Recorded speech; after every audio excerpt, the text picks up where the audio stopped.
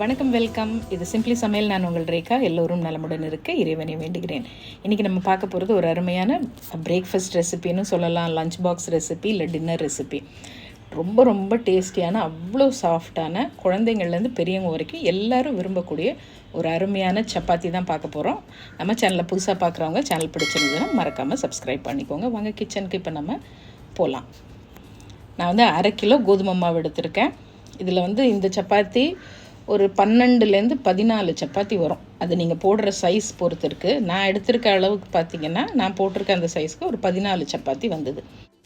So இந்த சப்பாத்தி இவ்வளோ சாஃப்டாக இருக்கும். காலையில் சுட்ட சப்பாத்தி நீங்கள் நைட்டு வச்சுருந்தா கூட அவ்வளோ சாஃப்டாக இருக்கும். அதுக்கு காரணம் என்னென்னு பார்த்திங்கன்னா, இதில் நம்ம என்னென்ன சேர்க்க போகிறோம்னு பாருங்கள்.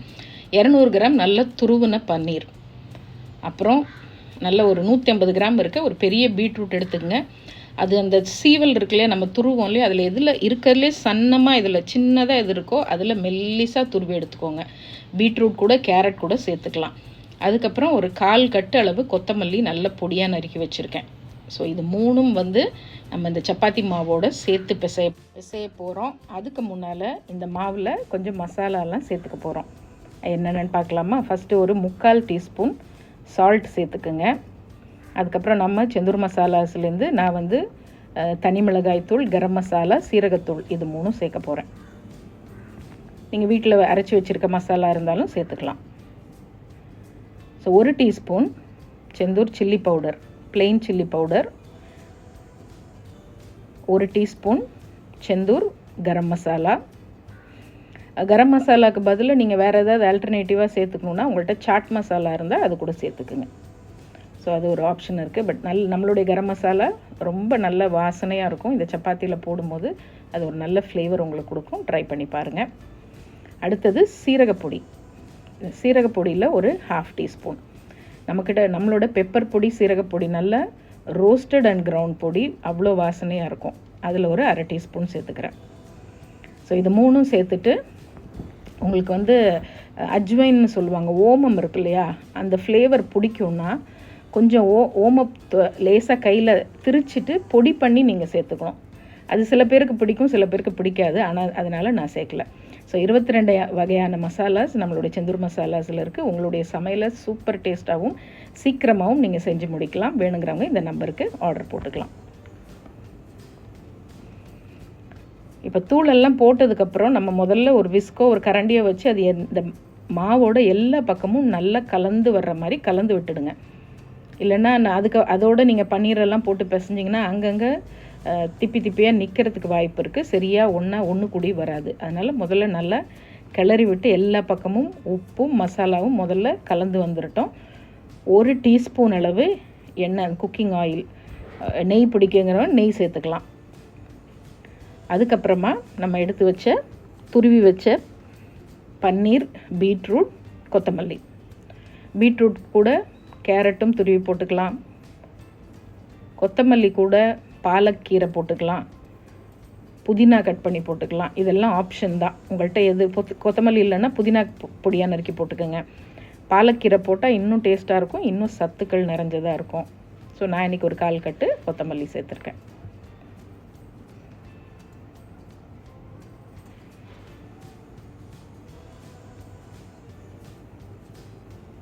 நம்ம எடுத்த உடனே தண்ணி ஊற்றிடக்கூடாது. ஏன்னா பன்னீர்லேயும் ஈரத்தன்மை இருக்கும், பீட்ரூட்டில் நல்லா ஜூஸாகவே இருக்கும். அதனால் முதல்ல மாவோட இதெல்லாம் கை வச்சு இப்படி கலந்து விட்டுக்குங்க.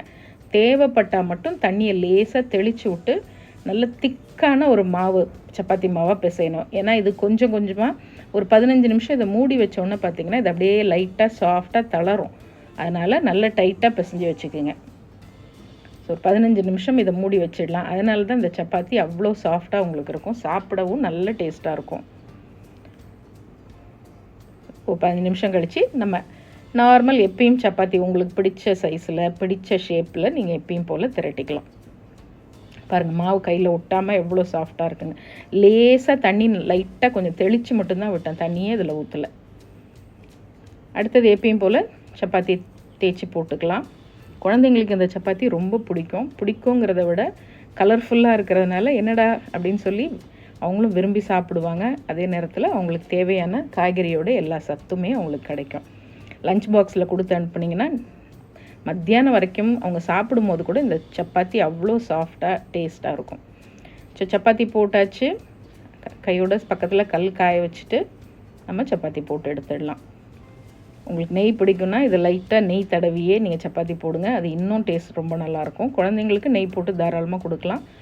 பெரியவங்க கூட ஒரு ஹாஃப் டீஸ்பூன் நெய் சாப்பிட்றதுல எந்த தப்பும் இல்லை. நெய் உடம்புக்கு நல்லது தான். சில பேருக்கு நெய்யோட ஃப்ளேவரோ டேஸ்ட்டோ பிடிக்கலன்னா நீங்கள் எண்ணெயில் போட்டுக்கலாம். அது உங்கள் விருப்பம்தான். ஸோ மிதமான தீயில் வச்சு நல்லா 2 பக்கமும் சப்பாத்தி சுடும் போதே அவ்வளோ வாசனையாக இருக்குங்க. நீங்கள் ட்ரை பண்ணி பார்த்துட்டு சொல்லுங்கள். அவ்வளோதான். இந்த சப்பாத்திக்கு பெருசாக சைட் டிஷ்ஷும் தேவையே இல்லை. ஒரு ரைத்தா வச்சு சாப்பிட்டாலே அவ்வளோ அருமையாக இருக்கும். வெறும் தயிர் வச்சு சாப்பிட்டிங்கனாலே அவ்வளோ நல்லாயிருக்கும். சூப்பரான பீட்ரூட் பன்னீர் சப்பாத்தி ரெடி. லஞ்ச் பாக்ஸுக்கு கண்டிப்பாக செஞ்சு கொடுத்து அனுப்புங்க. இல்லை உங்களுக்கு சைட் டிஷ் வேணும்னா சென்னா மசாலா இல்லை பீஸ் மசாலா அதெல்லாம் ரொம்ப டேஸ்ட்டாக இருக்கும். அது நம்ம சேனலில் ஆல்ரெடி இருக்குது. அதோட லிங்க்கும் டிஸ்கிரிப்ஷன் பாக்ஸில் கொடுத்துருக்கேன். செஞ்சு சூப்பராக என்ஜாய் பண்ணுங்கள். இன்னொரு ஃபேண்டாஸ்டிக் ரெசிபியோட மறுபடியும் பார்ப்போம். லிங்க்ஸ் எல்லாமே டிஸ்கிரிப்ஷன் பாக்ஸில் இருக்கும். செஞ்சு பார்த்துட்டு எப்படி இருக்குன்னு மறக்காமல் உங்கள் கமெண்ட்ஸ் சொல்லுங்கள். நம்ம சேனலை ஃபேஸ்புக்லேயும் இன்ஸ்டாகிராம் பேஜ்லேயும் ஃபாலோ பண்ண மறந்துடாதீங்க. இது சிம்பிளி சமையல். நான் உங்கள் ரேகா. தேங்க்ஸ் ஃபார் வாட்சிங். Take care. பபாய்.